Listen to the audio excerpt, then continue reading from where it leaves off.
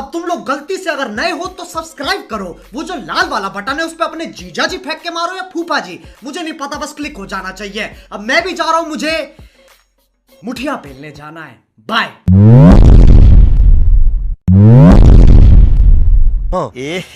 रहा नहीं जाता, तड़प ही ऐसी है ना।